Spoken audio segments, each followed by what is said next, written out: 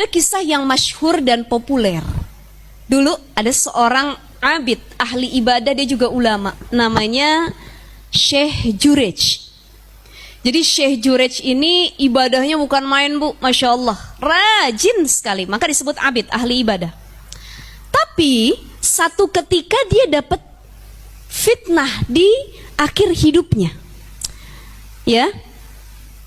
Saat itu Jurej itu dia punya tempat ibadah. Apa disebutnya tuh kayak serambi, tempat ibadah khusus buat dia sholat. Pas dia lagi sholat, tapi di sini sholatnya sholat sunnah, bukan sholat fardu. Ya. Allahu Akbar, bismillahirrahmanirrahim, alhamdulillahirabbil alamin. Ya lagi sholat, tiba-tiba ibunya lewat tempat ibadahnya, manggil, mungkin ada minta tolong, Jurej, ya Jurej. Dia berkata dalam hatinya, ibu saya penuhin panggilan atau saya lanjutin sholat? Ah, engkau lebih mulia ya Allah. Pokoknya sholat kepadamu gak boleh dibatalkan ya Allah. Padahal itu sholat sunnah. Beda kalau sholat fardu, beda cerita. Kalau sholat fardu, orang tua manggil, gak apa-apa gak kita jawab.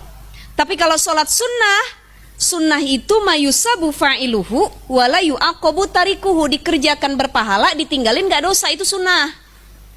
Jadi kalau dibatalin dulu, boleh. Kita lagi sholat duha, suami manggil, batalin dulu. Jangan sampai jadi murka suami kita, apalagi suami kita mau makan, lapar. Ntar dulu bininya sholat duha 8 rakaat lagi. Allahu Akbar, Allahu Akbar. Ini kepekaan itu harus kita latih. Ya, jangan sampai udah sholat dulu, anak udah nangis. Padahal sholat duha yang diutamain apa? Yang lebih mudorot. Kewajiban kita dulu. Ini Jurej sholat sunnah. Ibunya manggil, gak dipenuhin. Dipanggil lagi yang kedua kali, ya Jurej, gak dipenuhin. Yang ketiga kali, ya Jurej. Ibunya bahasa kitanya kalau orang Cinere gedek, marah gitu ya. Ya Allah, ini kok si Jurej sama orang tua gak ada dia nyaut-nyaut dikit, gak ada dia memenuhi panggilan. Maka ibunya berdoa. Apa doa ibunya? Allahumma la tumitshu hatta turihi wujuhal mumisat.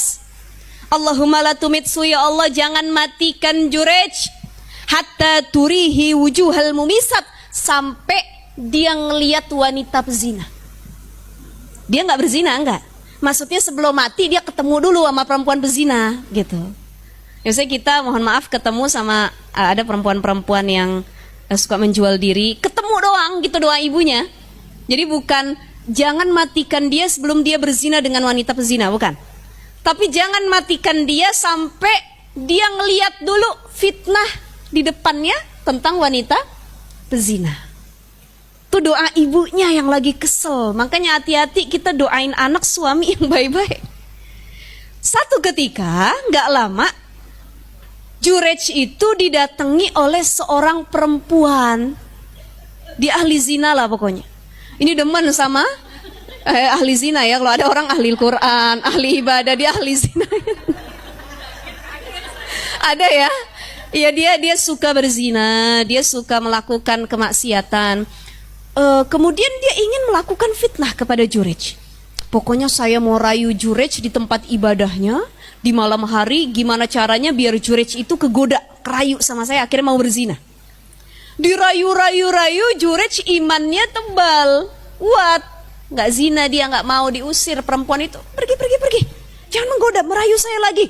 Wah, ini keimanannya hampir setara dengan Nabi Yusuf alaihissalam. Yang ketika ditarik dari belakang sama Zulaiha, apa kata Yusuf? Inni akhafullah, aku takut sama Allah. Tapi nyari laki zaman sekarang gitu susah. Betul ya Bu ya?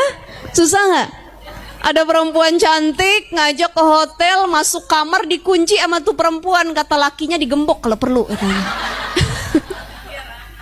Ya biar aman, Masya Allah. Tapi mudah-mudahan masih ada banyak lelaki-lelaki yang insya Allah keimanannya seperti Jurej, Nabi Yusuf dan orang-orang salih lainnya insya Allah ya. Kemudian apa yang terjadi? Udah diusir, Jurej kemudian kembali beribadah. Ini kesel nih, perempuan pezina tadi, oh kok saya nggak berhasil godain Jurej, si ahli ibadah ini. Gak lama dia keluar dari tempat Jurej, ada seorang pengembala kambing. Dia demen sama nih wanita ini. Ya akhirnya Dia berzina dengan wanita tersebut. Mereka saling suka berzina. Hamil wanita itu, dia bilang sama orang satu kampung, dia hamil anaknya Jurej. Difitnah Jurej. Itu doa ibunya tadi. Jangan sampai dia mati sebelum menghadapi fitnah dari perempuan pezina yang akan dia temui. Tuh ya. Akhirnya dapat fitnah, ini anaknya Jurej. Jurejnya hampir dimaki, kemudian asingkan oleh warga kampungnya. Engkau ahli ibadah, ulama, tapi pezina ternyata, menghamili anak orang lain dan lain sebagainya.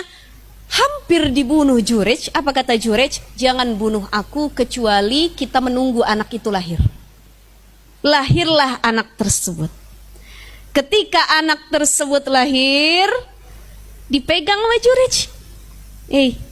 Wahai anak bayi, katanya, siapa ayahmu? Kalau bahasa orang Cinerenya, who is your father? Katanya. Gitu ya, betul ya ibaratnya. Babeh kamu siapa? Gitu ya, babak kamu siapa nih? Coba.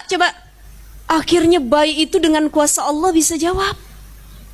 Ayahku adalah pengembala kambing. Di situ orang semua minta maaf sama Jurej dan mereka nyesel, ya Allah Jurej, maafin Syekh, ya Allah kita udah fitnah. Kita percaya ternyata anak ini anak pengembala kambing. Maka ada beberapa bayi yang bisa ngomong ketika masih kecil kan. Salah satunya itu bayi yang ada di zaman Jurej. Jurej itu hidupnya dulu sebelum zaman Nabi Muhammad itu di kaum Bani Israel. Ya. Kemudian lagi ada Nabi Isa. Nabi Isa waktu bayi itu bisa ngomong juga. Ketika banyak fitnah terhadap ibunya, Nabi Musa mengatakan, ya nggak ada ayahku gitu ibaratnya. Nah ini Masya Allah, kekuasaan Allah menjawab dari bayi tersebut. Dan Jurej itu cuma dapat fitnah, cobaan.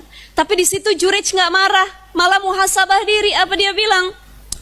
Ya ini hikmahnya. Ya mungkin saja ini pelajaran buat saya, karena dulu saya tidak memenuhi panggilan ibu saya.